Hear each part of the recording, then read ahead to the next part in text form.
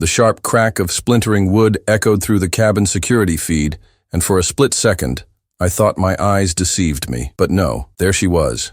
Brenda, the HOA president, everyone in town called Karen with a clipboard, forcing her way into my family's lake retreat as if it belonged to her. Her manicured nails clutched the brass handle, twisting until the frame gave way, and she stepped inside like a queen claiming stolen territory. What she didn't know, what she couldn't possibly have imagined, was that I wasn't just another retiree in her crosshairs. I was sitting less than 200 miles away in a quiet government building, across the table from someone who could end her reign of harassment with a single signature.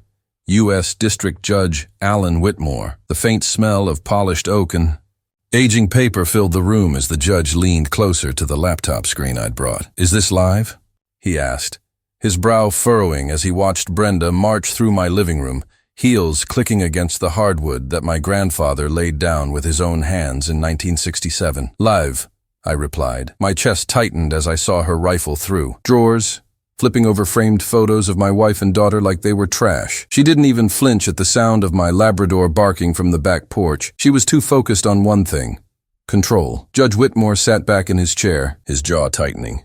"She just broke into your property while under federal investigation." His words hung in the room, sharp and heavy. Brenda had no clue that for the past 6 months, her petty HOA fines, her relentless harassment letters, and her vendetta against veterans had escalated into something far larger.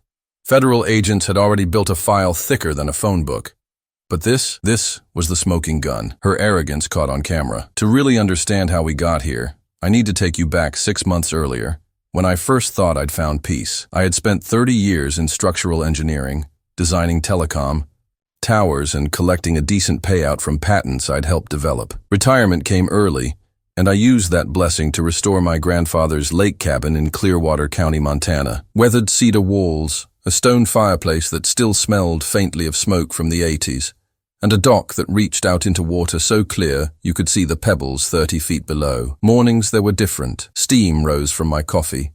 Mug as loons called across the still water, and the old dock groaned softly beneath my boots. My wife, Claire, had fallen in love with the idea of turning it into a retreat center for veterans struggling with PTSD. Our daughter, Lily, claimed the loft bedroom, where the sun cut through the pines and painted the walls gold every morning. It was, in every sense, paradise, until Brenda entered the picture. The first time she appeared, it was almost theatrical.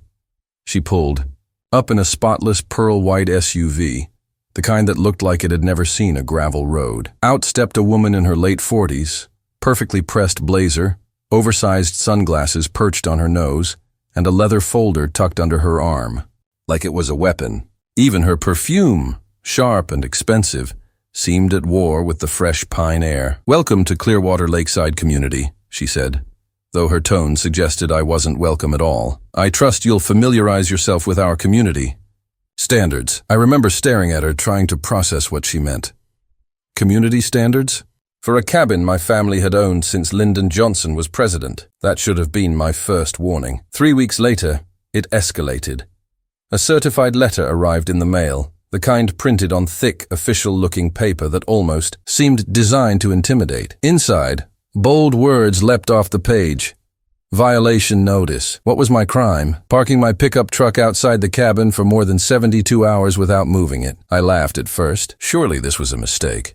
But it wasn't. Brenda's name was signed neatly at the bottom, followed by her title, HOA President. That was the beginning of what I now call Brenda's crusade. The letters kept coming. One accused me of letting my dock ladder extend too far into the water. Another claimed our fire pit wasn't aesthetically consistent with the community. She even sent one about my Labrador's barking, suggesting rehoming him if the noise continued. Claire tried to brush it off. "She's just power-hungry," she said, squeezing my hand. But each envelope felt heavier than the last, as though Brenda was tightening a noose one violation at a time. Then came the fines. $250 for the truck, $400 for unauthorized structural modifications when I replaced 2 rotting beams on the porch, a staggering $750 for non-compliant landscaping because I refused to cut down a patch of wildflowers my daughter loved. At first, I paid them. I told myself it wasn't worth the fight. But then Brenda made her biggest mistake. She went after my daughter. One afternoon, Lily was sketching by the dock when Brenda marched right up in her pristine heels, scolding her for trespassing on community shoreline property. My own daughter, standing on the dock built by her great-grandfather, was treated like a criminal. When Lily came inside, her eyes red from crying, something inside me shifted. That was the moment I decided Brenda Thornwick was going to regret underestimating my family. I began documenting everything.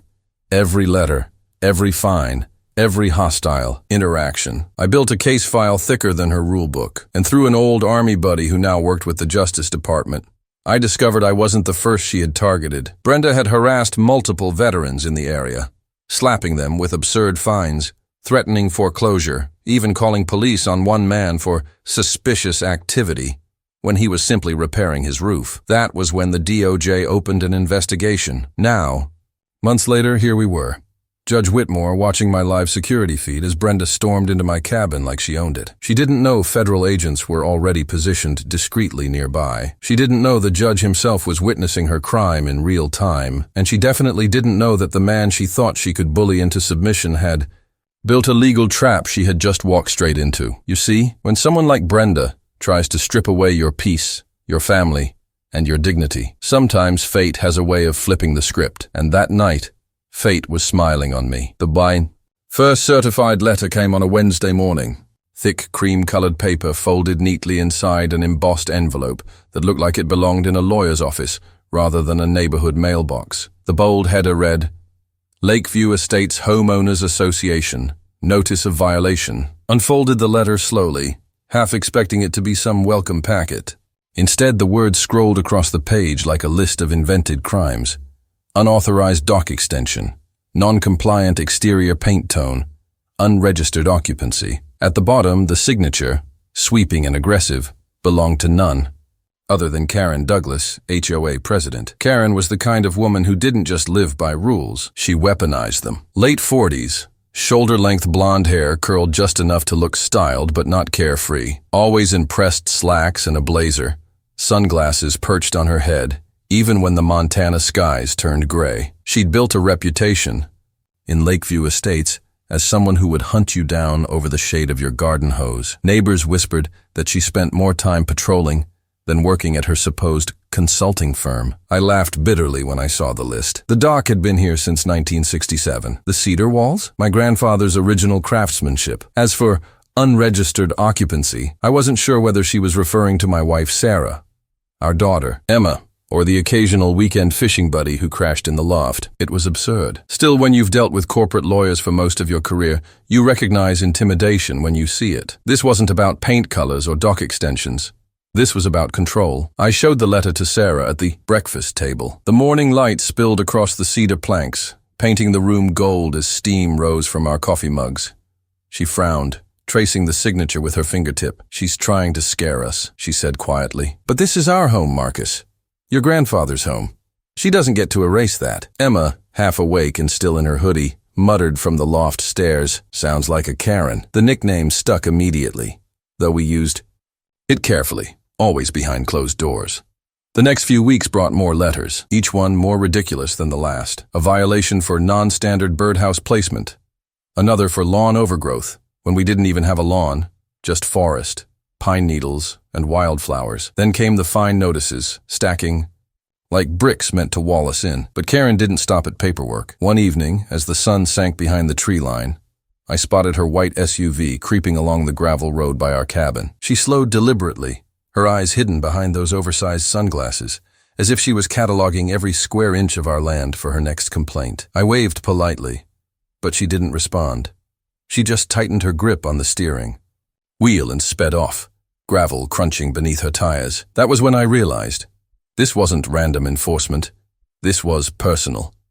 A week later, her persistence escalated into something more invasive. I came home from a grocery run to find a folded notice taped to our cabin door. Not mailed, not slipped in the box, taped directly to the cedar. In bold red ink, it read, Final. Warning. Non-compliance will result in legal action and forced removal from Lakeview Estates. Forced removal. I stood there, letter trembling in my hand, staring at the cabin my grandfather had built with his bare hands, the same porch where he'd carved initials into the railing, the same dock where he'd taught me to fish. Now, a suburban tyrant in a blazer thought she could erase it all with a pen stroke and intimidation tactics. That night, as Sarah tucked Emma in upstairs, I sat by the fireplace and ran my fingers across the rough stone mantel. The house smelled of burning pine, warm and grounding, but beneath it all was a new scent. Fear, not of losing fines or fighting paperwork, but of what Karen might do next. Because women like her, drunk on power, rarely stopped when they thought they were winning. I should have known then that she wasn't finished.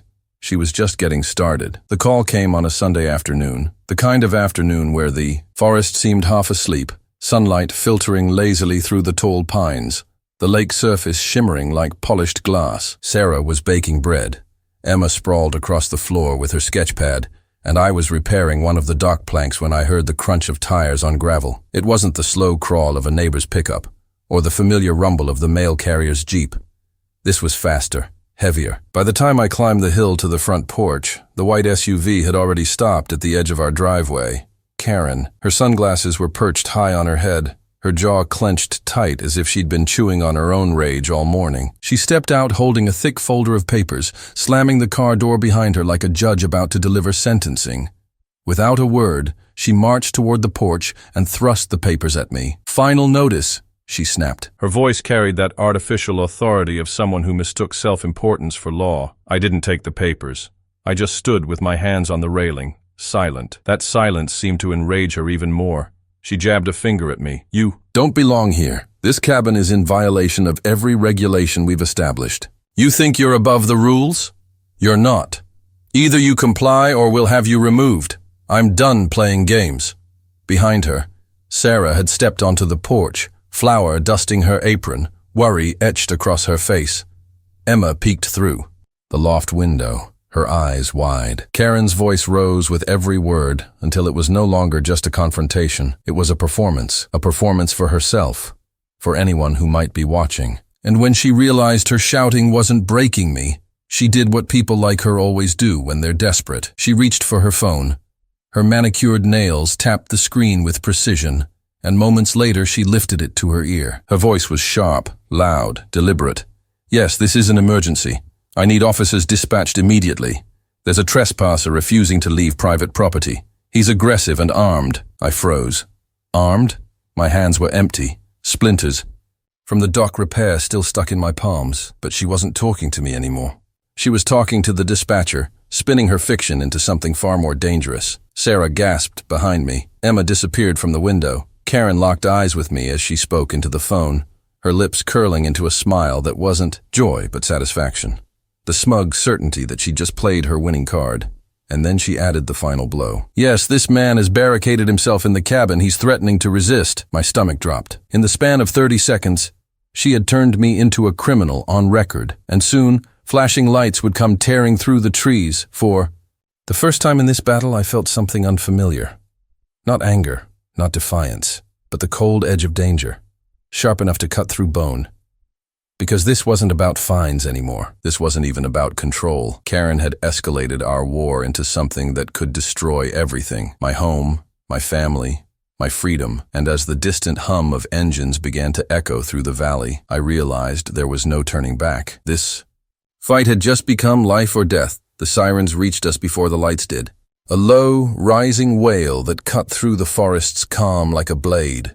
Birds scattered from the treetops, their frantic wings beating against the fading sky. The lake, once still, rippled from the sudden rush of wind as if it, too, sensed what was coming. I stood on the porch, motionless, watching the gravel road wind out of the trees. Sarah gripped my arm so tightly her nails pressed into my skin, but I didn't flinch. Emma had retreated deeper into the cabin, clutching her sketch pad like a shield. Then, through the trees, the red and blue lights appeared, flashing, pulsing, turning the green pines into a kaleidoscope of chaos.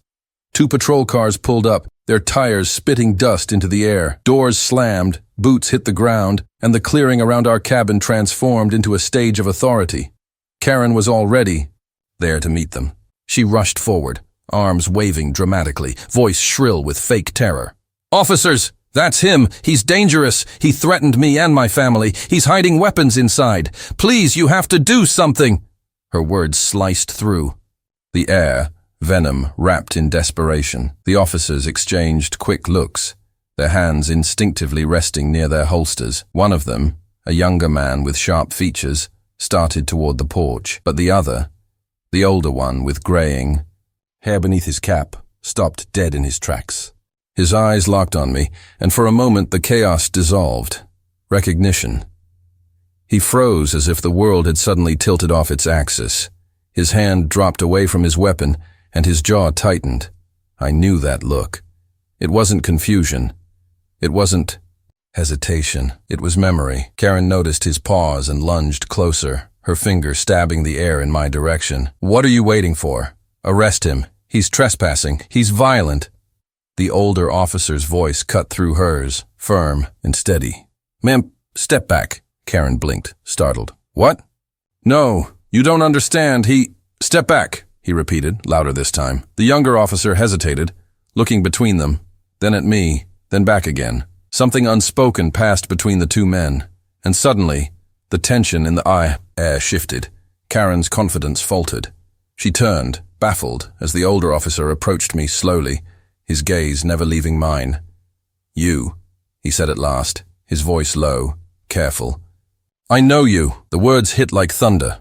But not for me, for Karen. Her head snapped toward him, her sunglasses slipping down the bridge of her nose. Confusion crept into her perfect facade, cracking the mask she'd worn so tightly, because in that moment it was clear.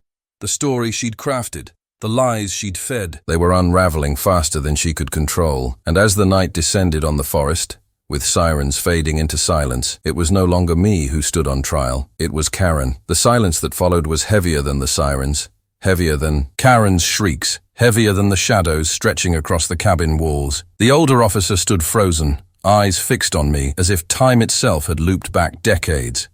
Then, with a slow exhale, he removed his cap and stepped closer. "Judge," he said quietly, the word more like a confession than a greeting. Karen's face collapsed into disbelief. She spun toward him, laughter bubbling out in panicked denial. "Judge? What judge? He's lying. You don't know this man." But the younger officer's eyes widened. The weight of the words settled over the clearing like a storm cloud. He straightened, his posture shifting from suspicion to respect. "Didn't move. I didn't need to." My silence was louder than anything Karen could scream. The older officer turned to her, his voice sharp now. "Ma'am, you said this man was trespassing on his own land?" Karen faltered, stammering. I didn't know it was his. No one told me." Her words tumbled into nothing as the truth wrapped around her like chains. The county lines, the cabin, the very soil we stood on.